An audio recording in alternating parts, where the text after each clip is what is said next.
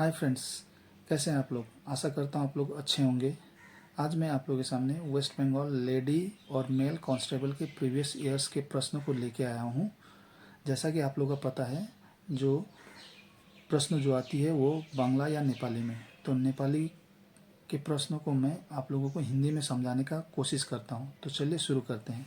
पहला प्रश्न है, पी क्यू र आर ले व्यापार शुरू करे। पी क्यू और आर ने व्यवसाय शुरू किया। पी र क्यू ले क्रमशः 2560 रुपया र 2000 रुपया लगानी करे। पी और क्यू ने व्यवसाय में 2560 रुपया और 2000 रुपया लगाया। वर्ष को अंत में 1105 रुपया को नाफा भयो। वर्ष के अंत में 1105 रुपये का लाभ हुआ। नफा मतलब लाभ। पी ले आफ्नो अंश को रूप में 320 रुपया पाए, तो पी को लाभ के रूप में 320 रुपया प्राप्त हुआ। आर ले कति रुपया लगानी गरेको छ। आर ने व्यवसाय में कितना रुपया लगाया, ये प्रश्न पूछा गया है। तो सबसे पहले पी क्यू और आर का हमें रेशियो पता करना है। तो सबसे पहले पी ने 2560 रुपया व्यवसाय में लगाया और क्यू ने 2000 रुपया लगाया, और आर ने कितना लगाया मालूम नहीं है, जो हमसे पूछा गया है। तो अब इस जो अनुपात है इसको छोटे में बदलते हैं। तो पहला 0 0 कॉमन काट देंगे।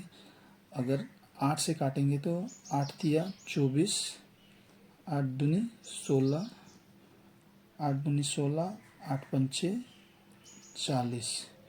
तो आप देख रहे हैं पी और क्यू के मूलधन का अनुपात 32:25 है। और प्रश्न में कहा गया है जो पी है उसे 320 रुपये मिला। तो पी की जो इकाई है वो कितनी है, पी का लाभ की इकाई जो है 32 यूनिट हम लोग मान लें। 32 यूनिट का वैल्यू कितना, 320 रुपया। 32 से 32 कट जाएगा 1, तो 1 यूनिट का वैल्यू 10 रुपया। 1 यूनिट का वैल्यू 10 है। तो क्यू के पास कितना यूनिट है, क्यू के पास 25 यूनिट है। तो कहने का मतलब है क्यू का जो लाभ है वो 25 गुना 10, क्यू को 250 रुपया लाभ के रूप में मिला है। तो कुल जो लाभ है 1105, तो आर का कितना हिस्सा मिलेगा ये निकालने के लिए 1105 में से जो पी को मिला 320 रुपया और क्यू को 250 रुपया, ये हम लोग अगर जोड़ते हैं तो ये कुल हो जाती है 570 रुपया। तो 1105 में 570 रुपया घटा देंगे तो इसका वैल्यू 535, मतलब आर को लाभ के रूप में 535 रुपया मिला है। तो अब हम आर का कैपिटल निकालने के लिए क्या करेंगे, या तो क्यू का आर के साथ तुलना करेंगे या पी का आर के साथ। तो क्यू का आर के साथ तुलना करते हैं। तो क्यू का जो कैपिटल है, क्यू का जो कैपिटल है वो 2000 रुपया, उसको लिखेंगे बटा में।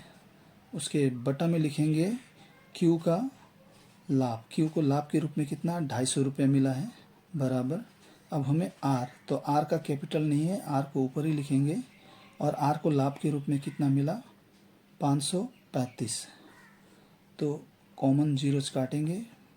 25 से भाग देने पर 8 बार में कट जाएगा। तो आर बराबर, अब इसको क्रॉस मल्टीप्लिकेशन करेंगे तो 8 पंचे 40 का 0, 8 तिया 24, 24 में 4 जोड़ेंगे 28, 8 पंचे 40, 2 42। तो आर का जो कैपिटल था वो 4280 रुपया। तो आर ने व्यवसाय में 4280 रुपया लगाया था। तो चलिए दूसरा प्रश्न देखते हैं। दूसरा प्रश्न जो है, यदि ओ बराबर 12, MOM 40, अनि फैन, और अनि का मतलब और फैन का वैल्यू 60 दिया गया, त्यसो भने तो हो तो हैंड का वैल्यू कितना होगा ये पूछा गया। तो आपको अगर ABC अल्फ़ाबेटिकल जो है अल्फ़ाबेट का अगर आपको वैल्यू मालूम है, प्लेस वैल्यू, जैसे ओ का वैल्यू 15 होता है लेकिन यहाँ पर 12 दिया गया है। तो क्या इसमें 3 माइनस करके किया गया है कि नहीं, हम लोग देखते हैं। तो मोम, तो एम का वैल्यू कितना हो गया 13, 15, 13, 13 13 26 15 41, इसमें 1 माइनस है। तो इस तरह से ये नहीं हो रहा है। तो फैन में भी 6 और 1, 6 और 7, 7 में अगर हम 14 जोड़ेंगे तो 21, 60 नहीं हो रहा है। तो आप लोगों को क्या देखना है, इसको अच्छी तरह से देखेंगे तो जस्ट ये जो है इनका उल्टा कैलकुलेशन है, रिवर्स कैलकुलेशन। एम आपका कितना होता है 13, तो 13 का ऑपोजिट से अगर हम काउंट करेंगे तो कभी भी हम लोग ऑपोजिट से काउंट करते हैं तो याद रखिएगा 27 जो है 27 में से 13 का वैल्यू घटा दीजिए तो एम का वैल्यू 13, तो इसका वैल्यू हो गया 14, ओ का वैल्यू 15, तो 27 में 15 घटाएंगे तो 12, फिर 14। अगर आप इसको काउंट करते तो कुल कितना हो जा रहा है 40, 40। उसी प्रकार फैन 6 है, 27 में से 6 घटाएंगे तो 27 में 6 घटाएंगे तो 21, ए का वैल्यू 27 में से 1 जाएगा तो 26, एन 14, 27 में से 14, क्योंकि 27 में से 14 घटाएंगे तो 13। अगर आप इसको काउंट करते हैं तो ये कितना आ जा रहा है 60। जब भी याद रखिए अगर मुझे रिवर्स वैल्यू याद करना है तो 27 में जो आगे से जो एक्चुअल वैल्यू है इसको माइनस कर देंगे। तो उसी प्रकार हैंड एच जो है 8, तो 27 में 8 माइनस करेंगे तो 19, ए का मतलब 1 होता है, 27 में 1 गया तो 26, एन 14, तो 27 में 14 गया तो 13, डी 4, 27 में 4 गया तो 23। इस सब को काउंट कीजिए तो इसको आप काउंट करेंगे तो 9 6 15, 6 21 का 1, 2 1 3, 2 5 6 7 8, 81। तो हैंड का वैल्यू कितना होगा 81, जो कि ऑप्शन नंबर बी इसका सही आंसर है। अगला प्रश्न देखते हैं। सबैभन्दा सानो मूल्य कुन हो? कहा गया ये जो दिए गया संख्या है उसमें से सबसे छोटा वैल्यू किसका है?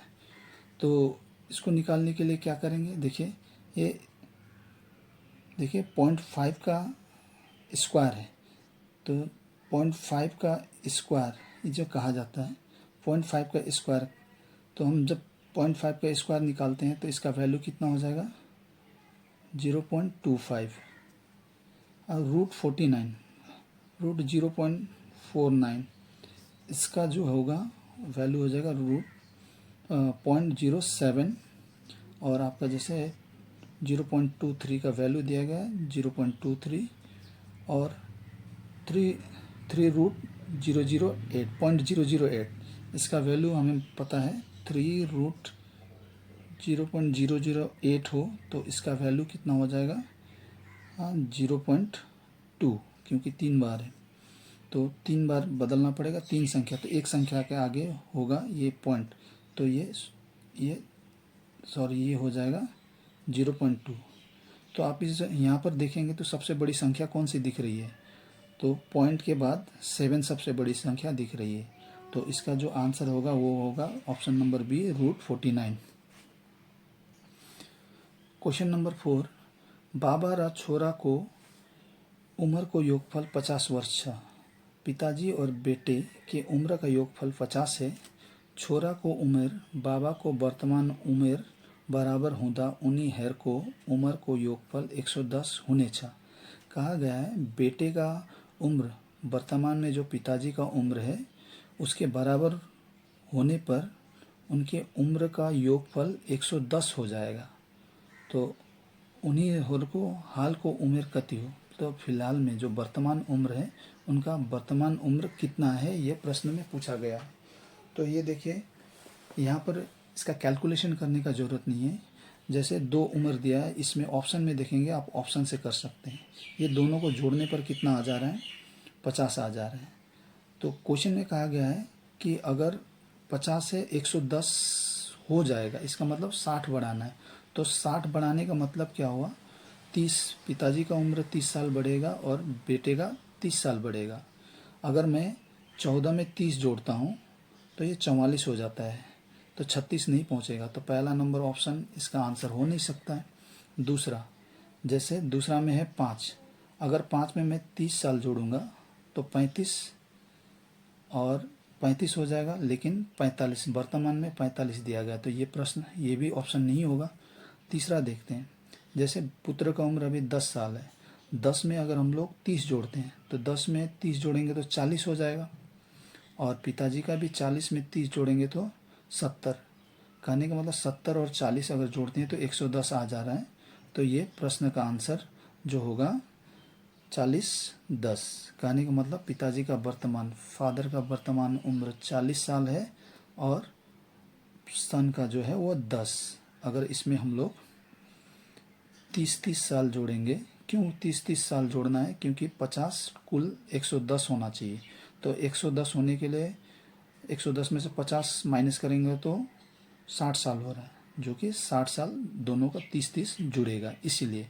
तो इसका आंसर हो जाएगा 40, पिताजी का 40, पुत्र का 10। तो अगला प्रश्न देखते हैं। अगला प्रश्न है, एउटा बक्सामा 1 रुपियाँ र 50 पैसाको सिक्का छन्। एक बक्से में 1 रुपया और 50 पैसे के सिक्के हैं। सिक्काहरूको कुल संख्या 52 छ और उस बक्से में सिक्कों की जो कुल संख्या है वो 52 है। यदि तिनीहरूको मूल्यको अनुपात 3:5 हो भने विभिन्न कतिवटा सिक्का छन्? कहा गया यदि उनके मूल्य का अनुपात 3:5 हो तो कौन सी सिक्का कितनी है, ये प्रश्न पूछा गया। और आप लोग एक चीज़ को याद रखिएगा, WBP में आपका सिक्का से रिलेटेड एक प्रश्न रहेगा ही रहेगा। इस तरह का प्रश्न, कभी 1 रुपया यहाँ 50 पैसा दिया गया, 25 पैसा भी कभी जोड़ा जाता है, ये प्रश्न भी रहता है। तो इस प्रश्न को करने के लिए क्या करेंगे, सबसे पहले देखिए इनका अनुपात दिया, 1 रुपया 1 रुपीज़ और 50 पैसा, इसका मूल्य का अनुपात दिया गया। तो ये मूल्य का रेशियो जो दिया गया है वो कितना है, 3:5 मूल्य का रेशियो। और यहाँ पर जो है 52 जो है सिक्कों की संख्या दी, तो हमें संख्या निकालनी होगी। तो कहने का मतलब है 1 रुपया का जो मूल्य है वो 3 रुपया है, तो 1 रुपये के सिक्के कुल कितने होंगे, 3 होंगे। 3 को 1 से गुना करेंगे तो 1, 3 1 3। और 50 पैसे का कुल वैल्यू कितना है, 5 रुपया। तो 5 रुपये में कुल कितने सिक्के होंगे, 10। तो 5 को 2 से गुना करेंगे तो 10, ये 10 हो गया। तो हम देख रहे हैं ये संख्या, दोनों संख्या 1 रुपया और 50 पैसे के संख्या को जोड़ेंगे तो कुल कितनी संख्या हो रही है, 13। ये 13 इकाई दिखा रहा है। तो 13 इकाई का वैल्यू कितना दिया गया है, 52। तो इसे काट कर हमें 1 यूनिट का वैल्यू निकालेंगे तो 1 यूनिट का वैल्यू हो गया 4। 1 यूनिट का वैल्यू 4। तो संख्या को निकालते समय देखिए 1 रुपया का कितना यूनिट है, 3 यूनिट। 1 यूनिट का वैल्यू 4 है, तो 1 रुपये के सिक्कों की संख्या कितनी होगी, 3 को 4 से गुना करेंगे तो 1 रुपीज़ वाला 4 गुना 3, 4 तिया 12। तो 50 पैसे के सिक्के कितने होंगे, तो कुल 52 है। 52 में से हम 12 घटा देंगे तो 40 जो है वो 50 पैसे के सिक्के होंगे। तो इसका जो प्रश्न का आंसर है ऑप्शन नंबर ए। और ये 6ठा नंबर प्रश्न, तो आपसे दोबारा फिर रिक्वेस्ट करना चाहूँगा कि अगर आप लोगों को मेरा वीडियो पसंद आ रहा है तो please like, subscribe and comments कीजिएगा, ताकि मैं आप लोगों के लिए और वीडियो बना सकूँ। तो अगला प्रश्न है, देखिए कुन संख्या सबैभन्दा सानो संख्या हो जो 6351 थप गरे एउटा पूर्ण वर्ग संख्या पाइन्छ। कहा गया कौन सा सबसे सानो मतलब छोटी संख्या है जो 6351 में थप मतलब जोड़ने पर एक पूर्ण संख्या पाइन्छ, और पूर्ण संख्या होगी 6351 में कौन सी संख्या, सबसे छोटी संख्या को हम जोड़े कि ये एक पूर्ण वर्ग संख्या बन जाएगी। तो ये प्रश्नों को आप अच्छी से देखेंगे तो देखिए अंत का 2 को देखने से पहले 2 का पहले वाला 2 संख्या को देखें 63। तो जैसा हमें मालूम है 63 ये कितना 8 का स्क्वायर संख्या के सामने नज़दीक है, 8 के स्क्वायर संख्या के सामने है। तो 8 यहाँ पर लेकिन 4 संख्या है, तो 8 नहीं, हम इसे 80 करते हैं। तो 80 इंटू 80 करेंगे तो कितना हो जा रहा है, 6400। तो 6400 एक पूर्ण वर्ग संख्या है।